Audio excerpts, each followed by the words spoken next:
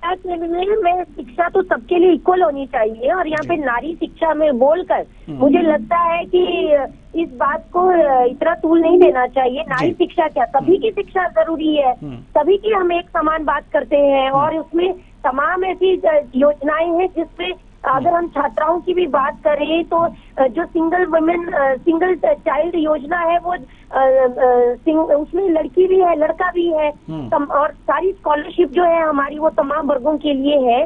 छात्राएं आगे ज्यादा से ज्यादा पढ़े उनके लिए बहुत सारे हमारे अभियान चल रहे हैं, और यहाँ पे नंदा गौरी योजना है जिससे हमारी बच्चियों को काफी सहूलियत मिलती है। बहुत सारी ऐसी तमाम एक चीज और हम आपसे पूछना चाहेंगे, ठीक है आपकी बात हमारे समझ में आ गई, जल्दी जल्दी हम सवाल पूछेंगे क्योंकि समय बहुत कम है। तो सुनीता जी, जैसा कि 15% व्यवस्था और ज्यादा की गई है इस बार, तो इसके लिए मतलब बजट में प्रावधान किया गया है ज्यादा, तो सवाल यहाँ पर ये आ रहा है कि आखिर ये जो व्यवस्था की गई है, ये व्यवस्था आखिर किस तरह से ये पैसे धन ज्यादा खर्च किए जाएंगे, कैसे अर्जित किए जाएंगे कि खर्च हों? देखिए, बजट जो है 24-25 का जो बजट है, इन तमाम विभागों में जितना यहाँ पे देखिए प्रावधान किया गया है, उनको जो योजनाएं यहाँ पे बकायदा योजनाएं लिखी हैं। अगर हम किसान भाइयों की बात करें, अभी बालिका के लिए भी बात कर रहे थे, तो जो अल्पसंख्यक मेधावी बालिका प्रोत्साहन योजना है उसका भी बजट में प्रावधान किया गया है कि उन बच्चियों को जो हमारी अल्पसंख्यक होती हैं या इस वर्ग में आती हैं, उसमें मुख्यमंत्री अल्पसंख्यक मेधावी बालिका प्रोत्साहन देकर हम उन बच्चियों को शिक्षा के लिए आगे प्रेरित करें। और किसान भाइयों के लिए जो अन्नदाता बजट राशि को बढ़ाया गया है इस बार, देखिए 24-25 में 2,415 करोड़ का प्रावधान रखा गया है, जिसमें दीनदयाल उपाध्याय सहकारिता किसान योजना, मिशन एप्पल, किसान पेंशन, मुख्यमंत्री मत्स्य संपदा योजना पर ये सारी चीजें हम मान रहे हैं, हम ये सारी चीजें मान रहे हैं, लेकिन जो 15% बढ़ाया गया है इसका ये कहाँ से आएगा, कहाँ से अर्जित किया जाएगा? क्या टैक्स वगैरह बढ़ाने की सरकार सोचेगी, या फिर कहाँ से लाएगी, या फिर कर्ज लेगी, क्या करेगी? देखिए, जो राजस्व है, हम लोग बहुत सारी योजनाओं के माध्यम से जो है हम लोग काम कर रहे हैं, और इकोनॉमी के साथ जो इकोलॉजी की यहाँ पे बात हुई है, बेसिकली वो आर्थिकी को बढ़ाने के जितने भी रिसोर्सेज प्रदेश के अंदर मौजूद है उसमें हम लगातार बढ़ावा कर रहे हैं। हर तरीके से हम लोग चाहते हैं कि जो हमारी आर्थिकी बढ़ाने वाले स्रोत है उन पर हम फोकस करें। आज आप देखिए कि हर जगह पर्यटन में हमें कितना ज्यादा राजस्व हर जगह मिल रहा है। हमारे बहुत सारे क्लस्टर्स हैं, हमारे बहुत सारे सर्किट हैं, तो डिफरेंट योजनाएं, होम स्टे की योजना जो है उत्तराखंड में बहुत ज्यादा जो है प्रमुखता से आगे उसमें हमको लाभ मिला है। और बहुत सारी जो योजनाएं हैं जो जिसमें पलायन रोकने के फैक्टर्स हैं, उन योजनाओं को हम लगातार लेके जा रहे हैं। सीमांत क्षेत्रों को कैसे डेवलप किया जाए, कैसे वहाँ की यानी कि पर्यटन के आय के साधन आप बढ़ा रही हैं, आपके आय का साधन जो है जो सरकार है वो बढ़ा रही है। शोभा जी, हाउस ऑफ हिमालय की बात आपने यहाँ पे पढ़ी है। बिल्कुल। हाउस ऑफ हिमालय में जो हमारे प्रोडक्ट है हम आएंगे आपके पास, प्रदेश की बहनों द्वारा बनाए गए हैं। जी बिल्कुल हम आएंगे आपके पास। सुनीता जी, हम आपके पास आएंगे आपके पास। शोभा राम जी बड़ी देर से हमारे साथ जुड़े हुए हैं और इस बजट की बातें सुन रहे थे। आपको क्या लगता है? सुनीता जी की बातें आपने सुनी है? शोभा राम जी,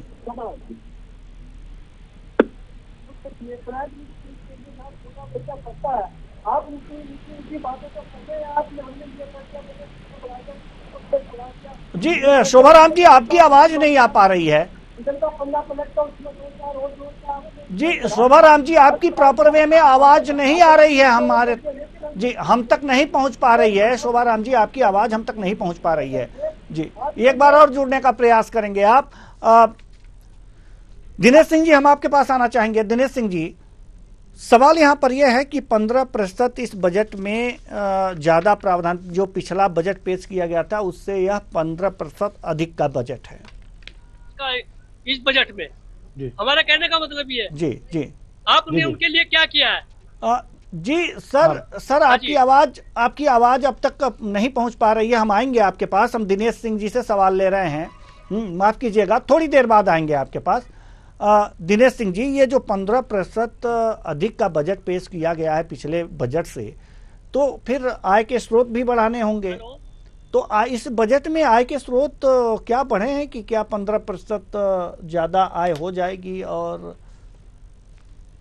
जी देखिए, ऐसा कि जैसे मैं मतलब थोड़ी कुछ चीजें मैं बताना चाहूंगा कुशवाहा जी। जी जी। तो देखिए, आय जो है अगर नहीं बढ़ेगी तो स्टेट जो है कर्ज के मतलब उसमें धरातल के अंदर जो है डूबता चला जाएगा। तो इसलिए तो मतलब ये देखिए, आय के स्रोत जैसे आप जैसे बताया कि 55-56 करोड़ रुपए के आसपास जैसे इस वक्त आय का दिखा रखा है। बाकी उसके अलावा जो और जो चीजें हैं किस प्रकार से क्या क्या नहीं, तो समग्र रूप से अगर विकास अगर पूरे प्रदेश का करना है तो उसके लिए देखिए मतलब पूरा अगर अच्छे तरीके खर्चा भी करना पड़ेगा। इंफ्रास्ट्रक्चर हो गया, चाहे शिक्षा हो गई, चाहे महिला विकास हो गया, तो सब पे खर्चा। लेकिन उसके साथ ही अर्थ के बिना, कहते हैं कि अर्थ के बिना सब अर्थहीन है। तो अर्थ कहाँ से आएगा? तो ये एक बड़ा मतलब कि प्रश्न चल लगता है इसी पे। तो देखिए, मान के चलने की जैसे उसके लिए अब जैसे नए तरीके की अगर बातचीत करें तो जैसे पहले क्या था कि सिर्फ मतलब कि जैसे कि नेचुरल रिसोर्सेज हो गए उन चीजों पे होता था। अब जैसे मतलब जैसे उनके अलावा टैक्स के अलावा और जो विकल्प जो है सरकार को कम नजर आते थे। लेकिन अब बहुत सारी चीजें जैसे कि एडवर्टाइजिंग है, तो एडवर्टाइजिंग के बहुत सारे विकल्प देखे जाते हैं। जैसे आजकल आपने देखा और हमने देखा कि जैसे जो है उनपे भी जैसे एडवर्टाइजिंग का जैसे तरीका रहता है। दूसरा, होर्डिंग जगह जगह लगा करके उससे रेवेन्यू जो है बढ़ाने का तरीका होता है। दूसरा क्या होता है जैसे कि अब जो जियो टैगिंग के द्वारा जैसे कि बहुत सारी प्रॉपर्टीज ऐसी होती हैं जिनका मतलब जो चिन्हित नहीं की गई, कुछ की गई, तो मुझे लगता है कि अलग अलग जो न्यास जो है मतलब अपने तरीके, तो वो सारे प्रदेश में अपने तरीके जियो टैगिंग का या मतलब मॉडर्न टेक्निक है उसका यूज करके उसको देख करके अपना जो है रेवेन्यू बढ़ाने कार्य करेंगे। दूसरा, उसके अलावा कुशवाहा जी एक चीज और है कि जैसे कि पहले क्या था कि जैसे एक चीजों की इफेक्टिव कॉस्ट होती थी। अब अपने तरीके से होता है कि जैसे नेचुरल रिसोर्स जैसे माइनिंग को मान के चले, माइनिंग एक आय का बहुत बड़ा स्रोत होता है। तो उसमें हो सकता है जैसे कि सरकार को लगता हो कि जैसे कि आगे जैसे कि वित्त वर्ष शुरू हो रहा है तो मार्च में देखिए बिल्डिंग के जैसे मतलब नीलामी जैसे होती है, खानों की नीलामी होती है, तो उसमें अपने तरीके से नए आय मतलब के जो स्रोत हैं वो ढूंढने के लिए उसमें मतलब बिल्डिंग के जो नए तरीके देख करके और मतलब की ऊंची से ऊंची बोली लगवा करके और अपने तरीके से नए कुछ, क्योंकि कहीं ना कहीं देखिए इंटेलिजेंट तरीके से और कुछ धामी सरकार ने जरूर सोचा होगा, क्योंकि इतना बड़ा अगर बजट पेश किया है और 15% अगर बढ़ाया गया कुछ ना कुछ जरूर उसमें सोचा होगा। जी बिल्कुल। दूसरा वजह से कि अब और अन्य आय के स्रोतों की अगर बातचीत करें तो स्कूल है, तो स्कूल को भी आजकल क्या होता है कि बहुत सारी जगहों पे पीपीपी मोड पे दिया जाता है। तो उससे भी देखिए कहीं ना कहीं जैसे कि मतलब बहुत सारी उत्तराखंड में कुछ जगह मैं नहीं जानता, लेकिन कुछ जगह जैसे स्कूल्स के आवर्स खत्म होने के बाद में उनके जो खेल के मैदान है उसको यूज किया जाता है किसी न किसी कार्य के रूप में। और उसके बाद में कमर्शियल एक्टिविटीज और करने के जो स्कूल में जैसे कि कोई शिक्षण संस्थान है वो चाहते थे कि अपना कोई आयोजन करना है, तो उस प्रकार से बहुत बड़े गैर परंपरागत जो है वो चीजें ऐसी होती हैं जैसे कि आय के स्रोत बढ़ाया जाता है। तो मुझे लगता है कि ऐसा कुछ कार्य करके और आय के स्रोत बढ़ाए जाएंगे, जो वहां से मुझे लगता है बजट का क्षतिपूर्ति जो है उसे कर लेंगे ऐसा। जी शोभाराम जी, हम आपके पास आना चाहेंगे, शायद हमारी आवाज आप तक पहुंच रही होगी। जी, आप कुछ कह रहे थे लेकिन आपकी प्रॉपर आवाज नहीं आ पा रही थी, इसलिए हमें दिनेश सिंह जी के पास जाना पड़ा। जी शोभाराम जी, शोभाराम जी आप मुझे सुन पा रहे हैं? शोभाराम जी आप मुझे सुन पा रहे हैं? चलिए, शोभाराम जी तक हमारी आवाज नहीं पहुंच पा रही है। तो जो आय बढ़ाने के साधन है, जो राज्य सरकार है वो आय बढ़ाने के साधन जो है वो लगातार जो इसमें प्रावधान की है, इस पर अपनी राय जो है सुनीता जी ने भी रखी, सुनीता विद्यार्थी जी ने भी रखी, बीजेपी प्रवक्ता जी ने भी, और जो है इस पर राय जो है हमारे राजनीतिक विश्लेषक महोदय ने भी रखी। अगर जो बात करें युवा कल्याण एवं खेलकूद की, तो इसके लिए कुल प्रावधान 534 करोड़ रुपए का किया गया है। सुनीता जी, हम आपके पास आना चाहेंगे और ये जानना चाहेंगे कि खेल कूद का जो भी प्रावधान किया गया है युवा कल्याण एवं खेल कूद के लिए, ये अच्छी बात है कि स्वस्थ रहने के लिए खेल कूद की ज़रूरत होती है। वास्तव में कुछ इस बजट में कुछ क्या एक्स्ट्रा क्या व्यवस्थाएं सरकार ने सोच रखी हैं, क्योंकि इसमें जो सीधी सीधी हमारे पास जो आंकड़े हैं वो सिर्फ यही बता रहे हैं कि खेल कूद के लिए कुल 534 करोड़ रुपए का प्रावधान किया गया है मात्र। तो हालांकि एक बड़ा बजट है ये भी कहा जा सकता है, लेकिन ये खेल कूद के विकास के लिए जो कार्य योजनाएं हैं या फिर कुछ विशेष तरीके से इस खेल कूद को बढ़ावा देने का कोई विशेष प्रावधान है क्या इस बजट में? हमारे पास तो सिर्फ आंकड़े हैं। सुनीता जी। जी बिल्कुल बिल्कुल। देखिए यहाँ पे जिस प्रकार से युवा कल्याण और खेल कूद के लिए तो यहाँ पे व्यवस्था की गई है, उसमें हमारे चाहे उसमें तकनीकी शिक्षा की बात करें, हम तकनीकी शिक्षा, युवा कल्याण और उच्च शिक्षा में 79 करोड़ रुपए का प्राविधान यहाँ पे किया है। राष्ट्रीय खेलों के आयोजन के लिए 250 करोड़ रुपए इसमें शामिल किया गया है। और 250 करोड़ में, क्योंकि अभी अभी आपने देखा है कि यहाँ पे हम लोग जो है, जो हमारा स्पोर्ट्स कॉलेज था उसका जिम्मा भी सरकार के पास आ गया है, ताकि हम उसकी पूरा जो टेक केयर है वो कर पाए। तो इंटरनेशनल लेवल की यहाँ पे गेम्स हो, हमारे उत्तराखंड ने इंटरनेशनल खिलाड़ी दिए हैं और प्रदेश से जाने वाले सभी खिलाड़ियों को प्रॉपर तरीके से जो व्यवस्थाएं हैं वो प्रदेश सरकार करके दे।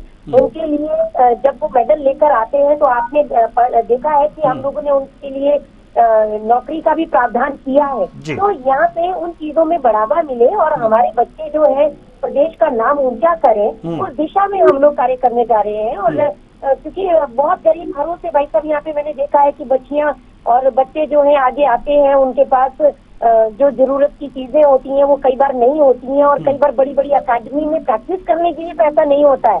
तो ये बहुत बड़ा एक हमारी पीड़ा थी कि इन बच्चों की जो है उस तरीके से मदद की जाए ताकि इनको एक प्लेटफॉर्म दिया जाए जी। तो ये श्रीमती रेखा आर्य जी के माध्यम से भी बहुत अच्छा हमेशा सुझाव रहा है कि हम बच्चों के जीवन में किस प्रकार से, क्योंकि देखिए खेलों से जो है हम मेडल तो पाते हैं, देश का नाम, प्रदेश का नाम तो ऊंचा करते हैं, लेकिन समाज में सोशलाइज होने के लिए जो हमको हिम्मत मिलती है, जो एक जील होती है कि हमें ये फाइट करना है, जो फाइटिंग जो एक्टिविटीज से हम लोगों में जो हिम्मतें आती हैं वो बहुत आगे तक हमारे जीवन में असर करती हैं। तो ये भी बहुत बड़ा रोल होता है। तो इसलिए युवा कल्याण में और राष्ट्रीय खेलों के लिए हमारी सरकार जो है बेहतर कार्य करे, उस दिशा में हमने इसमें बजट का प्रावधान किया है। चलिए ठीक है, शोभाराम जी से हमारा संपर्क हो गया है और हमें लग रहा है कि हमारी आवाज आप तक पहुंच रही होगी। शोभाराम जी, मुझे सुन पा रहे हैं आप? मैं ये कहना चाह रहा हूँ जी जी जी, हमारा ये कहना है कि आंकड़े तो इन्होंने बहुत अच्छे तरीके से प्रस्तुत कर दिए, लेकिन कहने का मतलब हमारा यही, इन आंकड़ों में जो है ना समाज कल्याण में जहाँ गरीब गुरबाओं के लिए बहुत कुछ होना चाहिए वो नहीं है, महिलाओं में शिक्षाओं के लिए कुछ नहीं है, गरीब आदमी जो अपने बच्चों को स्कूल में पढ़ाता है, जो प्राइमरी स्कूल है जो सरकार के अंडर में आते हैं, उन स्कूलों के लिए आपने क्या किया, प्राइमरी शिक्षा पर आपने क्या किया, गरीब मजदूर जो किसान मजदूर है उनके लिए आपका क्या योगदान है। आप किसानों की बात करते, किसानों का तो आपने हाल देख ही लिया, क्या हाल हो रखा है इस समय, और दूसरा जो मेडल लेके आते हैं उनका आपने क्या हाल किया है। तो ये सब खाली पुलाव है, ये सिर्फ आंकड़े हैं, इनसे कुछ नहीं होने वाला। आपने आंकड़े तो बहुत अच्छे प्रस्तुत कर दिए, लेकिन मेरा कहने का मतलब ये बजट जो है बहुत निराशाजनक है और आम आदमी की पहुंच से दूर है। इसमें आम आदमी को कोई फायदा होने वाला नहीं है, ना ही महिलाओं के लिए शिक्षा के लिए, ना ही बच्चों के लिए जो शिक्षा होगी उनके लिए। आपने आंगनबाड़ियों के लिए तो काम कर दिया, सब कुछ कर दिया, इनको तो दिखा दिया आपने, लेकिन जो बच्चा आंगनबाड़ी का जो स्कूल में जाता है, आंगनबाड़ी के बच्चे की मैं बात कर रहा हूँ जो स्कूल में जाएगा, उसमें उसके लिए आपने क्या किया। हमारा कहने का मतलब है गरीब आदमी के लिए इसमें कुछ नहीं है, सिर्फ इन्होंने आंकड़े प्रस्तुत कर दिए, आंकड़े प्रस्तुत करने में ये माहिर है, इसमें कोई ज्यादा न्याय नहीं, जैसा पहला था ऐसा ही उसमें कुछ जोड़ तोड़ करके इन्होंने बजट पेश कर दिया, हालांकि बहुत निराशाजनक है। चलिए, बहुत निराशाजनक है, गरीब आदमी के लिए कुछ नहीं है। दिनेश सिंह जी, हम आपके पास आना चाहेंगे। विपक्ष का आरोप है कि गरीब आदमी के लिए इस बजट में कुछ नहीं है, उत्तराखंड के बजट में।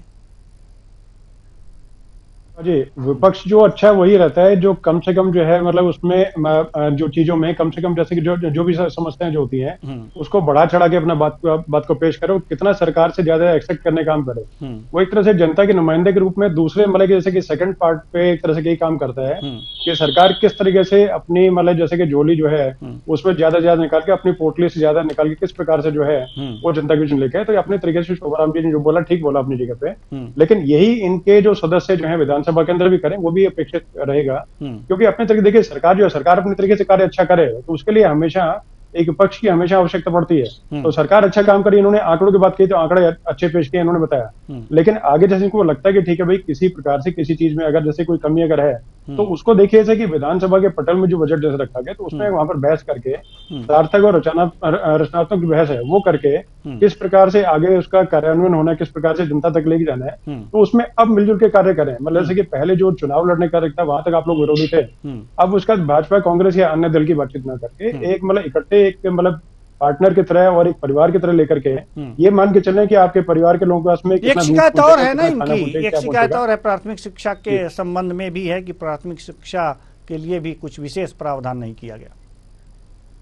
नहीं, बजट में सब चीजें हैं, मतलब समग्र उसमें देखिए 3 चीजें होती हैं, मतलब कुछ बार ये मान के चलें, मतलब कहना अलग बात है, कहने के लिए अलग चीज, लेकिन ये बहस जो करे तो बहस उसमें विधानसभा में करें और बाहर भी जज करें, बहुत बढ़िया तरीके से उन्होंने बोला है। तो इनका फर्ज बनता है बोलना कि विपक्ष जो है उसका काम ही होता है। लेकिन शिक्षा, स्वास्थ्य और जो मतलब जन कल्याणकारी योजना होती हैं वो हर कोई जो सरकार होती है, चाहे कहीं भी हो, कश्मीर से लेकर कन्याकुमारी तक कोई सरकार आप देख लें, जी, लेकिन विपक्ष संतुष्ट नहीं होता है, ये भी देखने वाली बात है दिनेश सिंह जी। विपक्ष संतुष्ट नहीं होता है और वो संतुष्ट नहीं होता है इसलिए सरकार की बराबर खिंचाई करता है, होनी भी चाहिए और होनी भी चाहिए ये बातें। जी बिल्कुल। अब समय इजाजत नहीं देता कि हम इस चर्चा को और आगे बढ़ाएं। बहुत बहुत धन्यवाद तीनों मेहमानों का, आप आए और अपने अपने विचार साझा किए।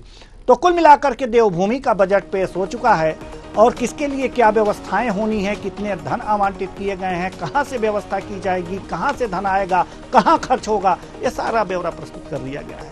अब देखना इस बात की है कि इसे सही से क्रियान्वित किया जाए और जो इसमें कल्पना की गई है, जो आकलन किए गए हैं, उस आकलन को सटीकता के नजदीक तक पहुंचा दिया जाए तो वास्तव में कुछ हद तक जो है वो स्थितियों में सुधार हो जाएगा। फिलहाल इस कार्यक्रम में इतना ही, मुझे दीजिए इजाजत, नमस्कार।